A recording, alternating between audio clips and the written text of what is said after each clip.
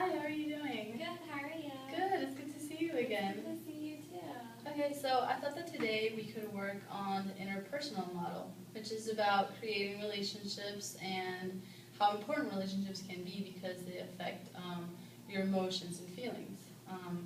When there is a conflict or a problem in a relationship, that usually leads to negative feelings.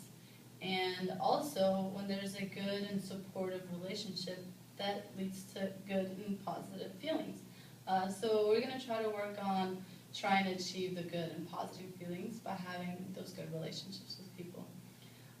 You and I also have a relationship, and I will be giving you some feedback about our relationship so you can learn from this feedback and apply it to similar relationships that you might have outside of therapy.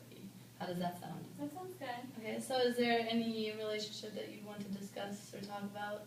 Probably with my dad, yeah. Okay, tell me a little bit more about your relationship with your dad. Well, we don't really have as good a relationship as we used to. He was annoys me because every time I do try and talk to him, he talks about Jesus and he'll just go on tangents, and it's just annoying, and I want him just to have a normal conversation with me. And also we're both just really busy, so we don't see each other much. I noticed that you laughed. What do you think you did that? I just think it's funny when he goes on his tangents, So you think it's funny when your dad goes on these tangents. How do you think he feels? It probably hurts his feelings because it looks like I'm kind of making fun of him or not listening. Yeah. Okay, so you think that that could maybe affect the relationship with your dad?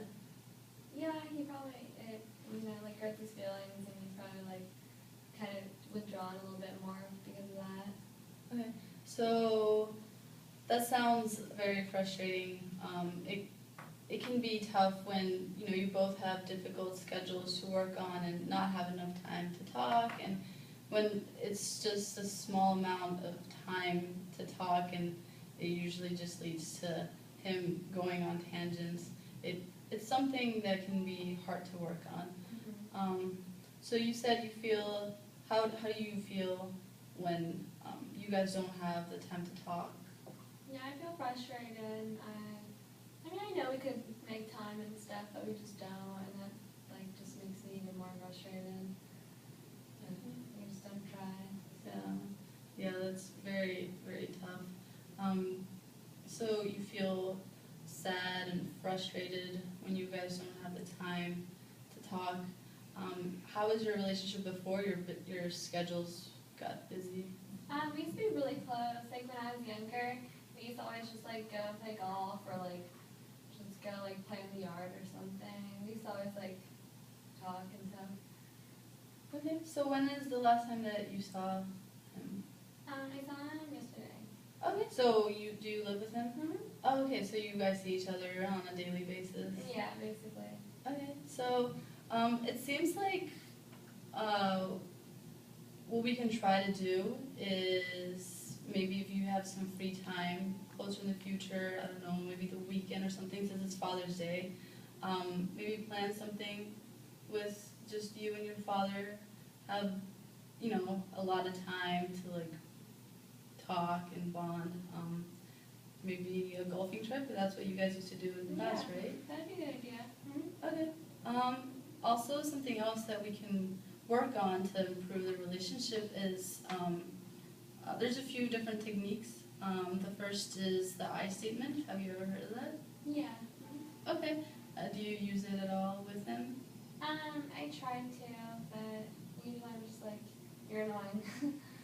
Yeah, it's a bit easier to use the you word as opposed to the I word, but maybe we can work a little bit on that, and when you talk to him, tell him, I feel this way, or I think that we could do such and such, instead of telling him saying you do this or you're this way. So maybe we can work a little bit on that. Yeah, that sounds good. Okay. Also, we can, when you talk to him, you can kind of summarize what he's saying.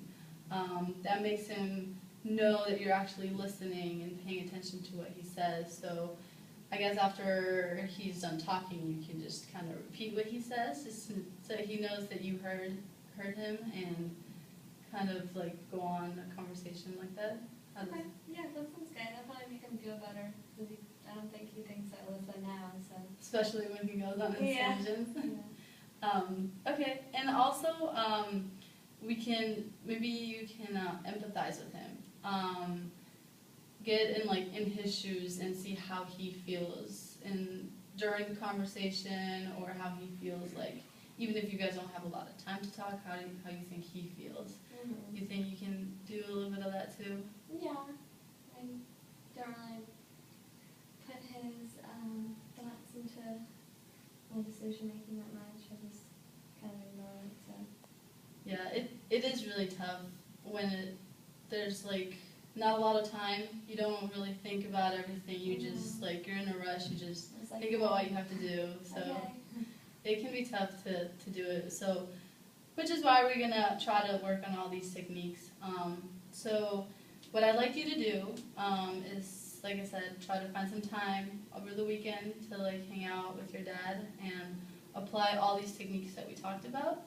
And then maybe you can write down what happened or how he reacted and how you felt.